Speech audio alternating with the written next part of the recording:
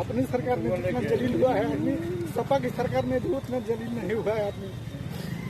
और प्रशासन एकदम सरेंडर हो गया है दलालों के सामने। देश में और प्रदेश में जिस राज्य में जिस सत्ता की पार्टी होती है, उस सत्ता के लोगों को आपने धमकाते, डराते और खौफ दिखाते हुए देखा होगा। लेकिन आज तक ये नहीं देखा होगा कि जिस प्रदेश में उसी पार्टी की सरकार हो, जिस पार्टी में वो व्यक्ति पिछले 40 साल से काम कर रहा हो और उसको रोना पड़ रहा हो, बड़े बड़े आंसू निकालने पड़ रहा हो, घिघिया रहा हो, किससे घिघिया रहा हो ये अभी नहीं पता है। नमस्कार, मेरा नाम है दुर्गेश मिश्रा, हाजिर हूं एक बार फिर से नए मुद्दे के साथ में।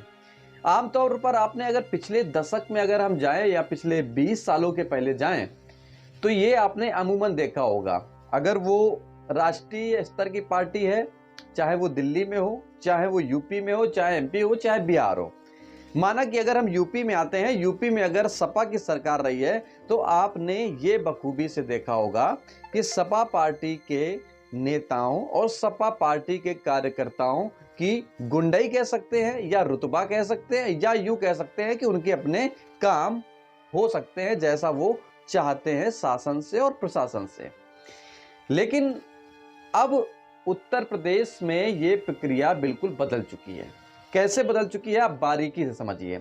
ये जो आप तस्वीर देख रहे हैं ये नंदलाल हैं, बलिया के बीजेपी के नेता हैं, जो कह रहे हैं अपने दाएं और बाएं कान में फोन लगा लगा करके कि हम पिछले 40 सालों से सेवा कर रहे हैं। जरा ये वीडियो देखिए, विस्तार से हम बाद में बताते हैं। इसके बाद हम ये भी बताएंगे कि इस वीडियो के बाद में आम जनता ने क्या प्रतिक्रिया दी है, वो आप भी सुनेंगे और आप भी देखेंगे। पहले उसके ये वीडियो देखिए। दू बार मारपीट भइलो के मुकदमा हमार दर्ज ना भइल, मेडिकल करौनी मुकदमा दर्ज ना भइल, नइखे मुकदमा दर्ज भइल।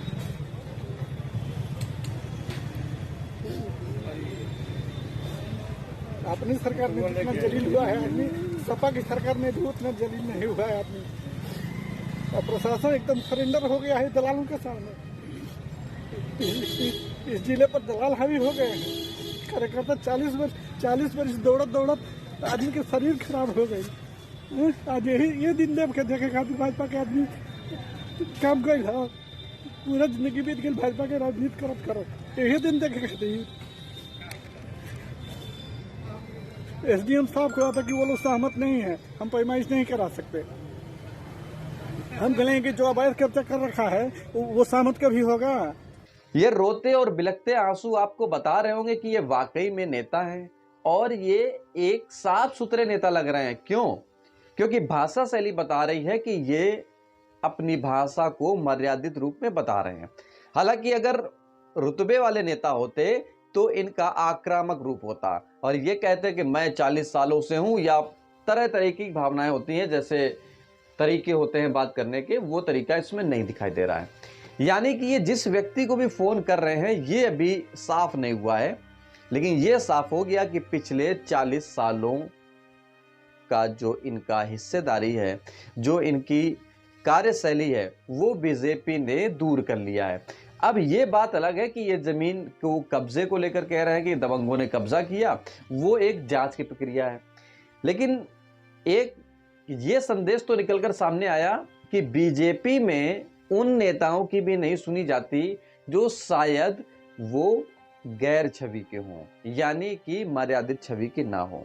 यानी कि आरोप लग रहा है पुलिस पर, यानी कि शासन पर, प्रशासन पर, कि हमारी नहीं सुनी जा रही है, क्योंकि अगर शासन का दबाव होता तो प्रशासन सुनता। यहां ऐसा नहीं हुआ है। हालांकि ये बात अलग है कि प्रशासन आम आदमी की कहें या खास आदमी की जल्दी नहीं सुनता है। थाने में आप जाएं, किसी भी ऑफिस में जाएं, आपको एक साइन कर दिया जाएगा, आपसे कहा जाएगा आप इस अधिकारी से मिलिए। आप जब दूसरे अधिकारी के पास जाएंगे तो आपसे कहा जाएगा उस अधिकारी से मिलिए। यानी कि ये जो गेम चेंजर का प्रशासन दिखता है ये यूपी में बखूबी से दिखता है। लेकिन इसमें ये जो नंदलाल जी हैं बीजेपी के नेता, इनसे तो ये साफ हो गया कि आप चाहे 4 साल काम कर ले बीजेपी में या 40 साल काम कर लें, सुनने वाली किसी की नहीं है। एक संदेश दूसरे लोगों से ये भी आने लगा कि बीजेपी में आम जनता की भी नहीं सुनी जा रही और दूसरी ओर जो उनके नेता हैं, जो उनके कार्यकर्ता हैं, उनकी भी नहीं सुनी जा रही है। हालांकि अब ये वीडियोस आने लगे हैं कि बीजेपी में रहने वाले लोगों की कतई नहीं सुनी जाती है। अब जरा जो लोगों ने प्रतिक्रियाएं दी हैं, इन लोगों को जरा समझिए। जब मैंने इस चीज को जानने की कोशिश की कि आखिर लोग क्या कह रहे हैं इसके बारे में, कि उनके व्यू क्या है, कि उनके विचार क्या है, तो आप समझ पाएंगे कि क्या क्या विचार सामने आ रहे हैं। एक ये विकास बंसल है, इन्होंने लिखा है कि इनको सुनकर बोलना पड़ेगा, ऐसा कोई सगा नहीं जिसको हमने ठगा नहीं। दूसरे हैं नॉट इन माइंड, इन्होंने लिखा है कि 40 साल पुराने भक्त का ये हाल है तो नए भक्त का और आम पब्लिक का अंदाजा लगा सकते हैं। बेहद महत्वपूर्ण सवाल है ये कि जो 40 साल बीजेपी में काम किया उसका ये हाल है तो आगे का क्या होगा। इसके बाद है कि पुलिस जांच नहीं कर रही है का, ये इन्होंने एक इमोजी बनाते हुए लिखा है। इसके बाद इन्होंने लिखा है अजीत राय कि हमारे साथ भी यही हुआ है ना तो सरकार की तरफ से कोई कार्रवाई हुई, ना प्रशासन की तरफ से कोई विपक्ष का बोलबाला। बीजेपी में हम लोगों भी बीजेपी के कार्यकर्ता हैं, यानी कि इस नंद गोपाल इनका सपोर्ट इन्होंने किया है कि मतलब जैसा हाल आपके साथ हो रहा है वैसा ही हाल हमारे साथ हो रहा है, हमारा भी सपोर्ट नहीं किया है। इसके बाद तीसरे यूजर है, इन्होंने लिखा है कि राम मंदिर के नाम पर पिछड़े लोगों का वोट डालने वालों का यही हश्र होगा। और भी अन्य एक इन्होंने मोहम्मद लतीफ, इन्होंने लिखा है कि अब क्या करें सर, सरकार भी तो तुम्हें नाम बदलने वाली चाहिए, यानी कि ये चाह रहे हैं कि नाम बदलने वाली, इनका मतलब यह है कि जो इंडिया से भारत और भारत से इंडिया।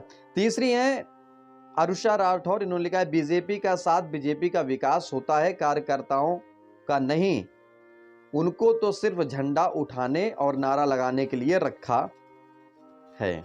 काश रोते हुए नंदलाल जी बात पार्टी ज्वाइन करने से पहले सोची होती, खैर अब रो लो, मन हल्का हो जाएगा।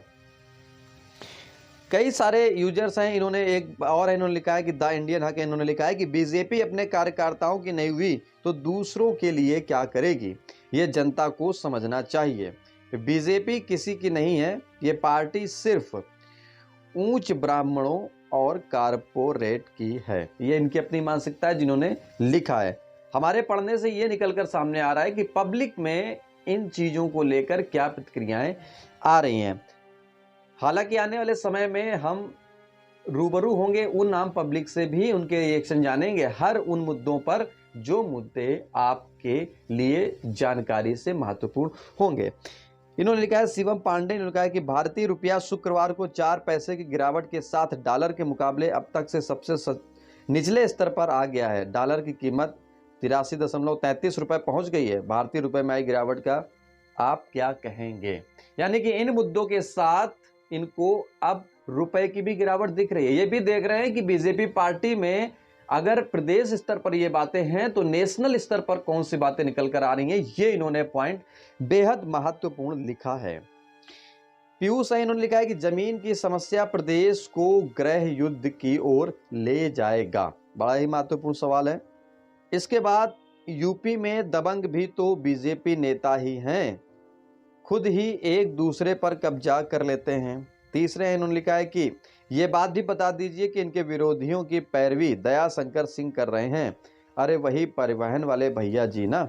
यानी कि सबकी अपनी विचारधारा है, लेकिन ये बात विचारधारा से साफ हो गई कि उत्तर प्रदेश में जो बीजेपी ने एक ग्राफ तय किया था कि हम गुंडों को ना पलने देंगे ना रहने देंगे, यूपी में उनकी सिर्फ जेल ही जगह है। लेकिन इस नेता की, नंदलाल के नेता की क्या सुनवाई होगी? इसने आरोप लगाया कि ना हमारा शासन सुनना है ना हमारा प्रशासन सुनना है। 40 सालों तक हमने अपना शरीर खपा दिया है। इस पर बीजेपी की क्या प्रतिक्रिया है? आपको क्या लगता है कि बीजेपी को क्या जवाब देना चाहिए? आपको वीडियो समझ में आया हो, कुछ जानकारी मिल पाई हो तो वीडियो को लाइक कमेंट शेयर करें और हमारे फेसबुक, ट्विटर और इंस्टाग्राम को भी फॉलो करें। हमारे यूट्यूब को आपने नहीं सब्सक्राइब किया है तो सब्सक्राइब कर छोटी सी बेल आइकन पर क्लिक जरूर करें। नमस्कार।